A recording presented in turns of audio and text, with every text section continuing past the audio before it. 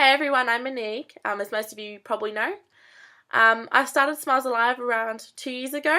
I did this mostly because I'd gone through a rough time myself, and I know how it feels to feel like that there's no one around and that you can't be helped, and what's the point of even trying.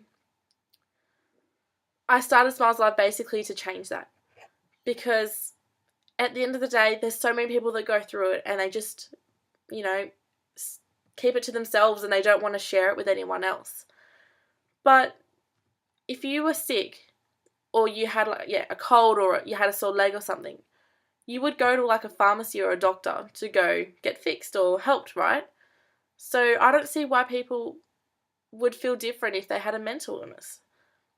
A lot of people do go through depression and they go through it unnoticed.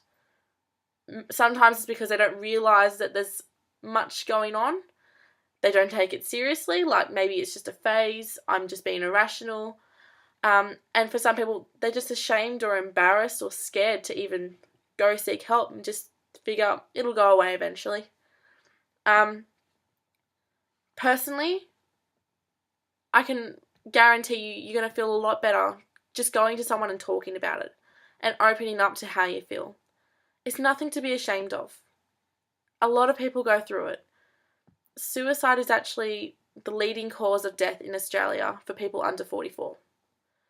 That's saying something.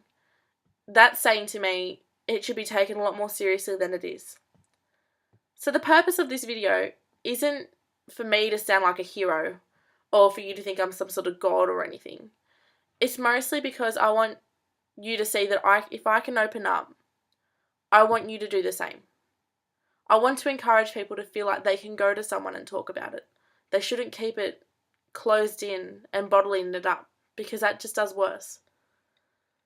When I was 7, I began my journey of a severe depression, and that lasted about 10 years.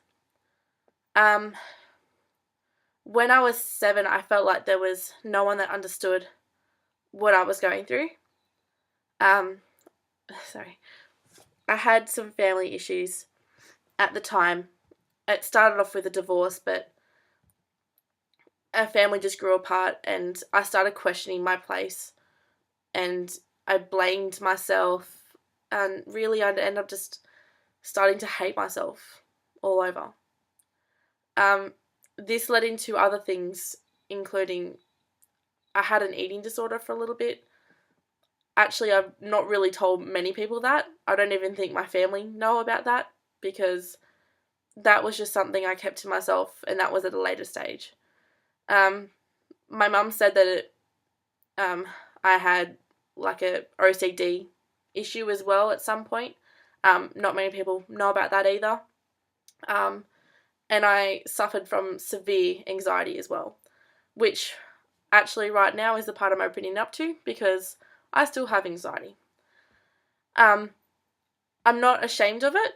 Today I'm actually going to a psychologist for a session with a psychologist, because I don't feel embarrassed to say that I still need help from time to time. It's not easy to go through it alone. I spent that 10 years of depression going through it mostly alone.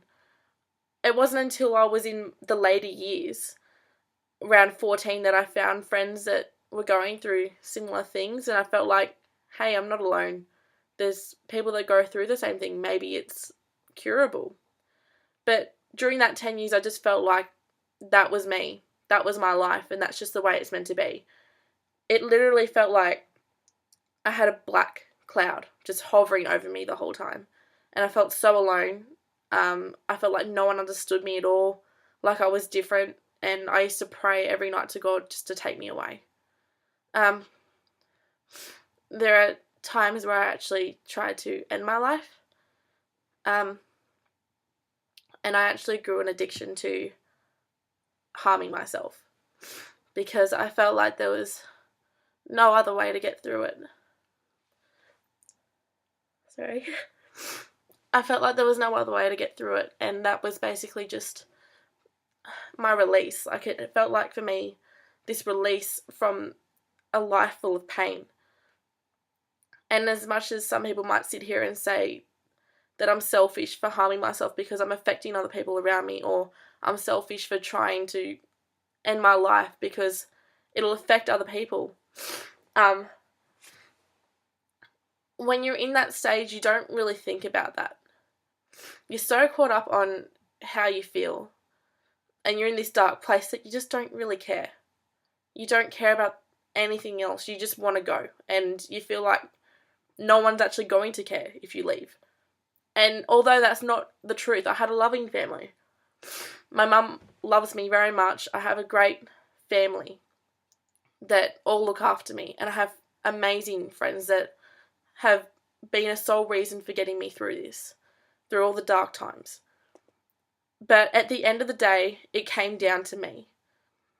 And I spent so much time waiting for someone to save me, like some sort of prince on a horse or something coming to save me and change my life, and everything will be better once this happens.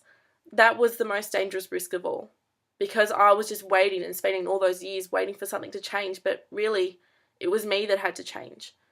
I had to wake up and realize if I want to be better, it has to come down to me. I can get help, but it has to be this something inside me that kicks up and just says, it's time that this comes to an end. And that was what basically saved my life. It was me. I saved my own life. It wasn't until I actually saw a psychologist that I realised that. And it's not as if she said it, but it was just this sort of awakening, I guess you call it, inside that made me feel like this is what I need to do. And it comes down to me. I can't rely on other people.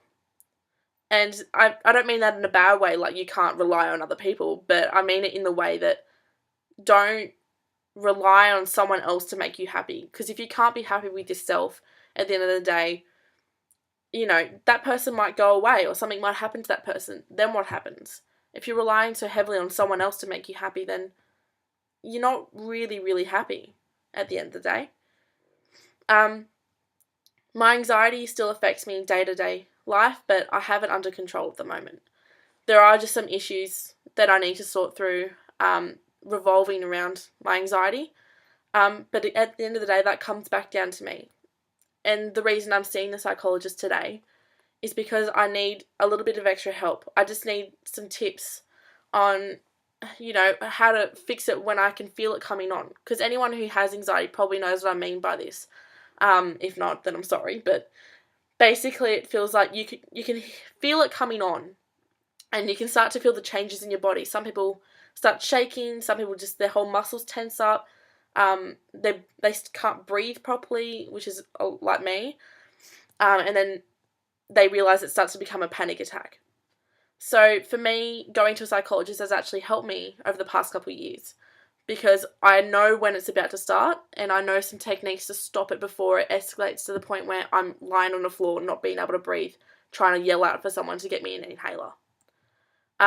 I don't go through anything too bad, but it's just that general day-to-day anxiety that I still suffer with. I'm not ashamed to say that.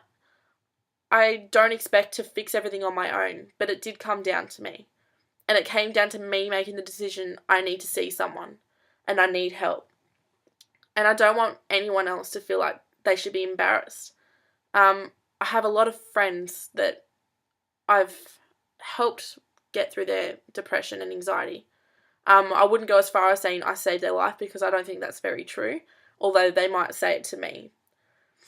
Basically, I just help them to realise that they're worth so much more than they think. And being alive is more of a gift than you can possibly imagine sometimes.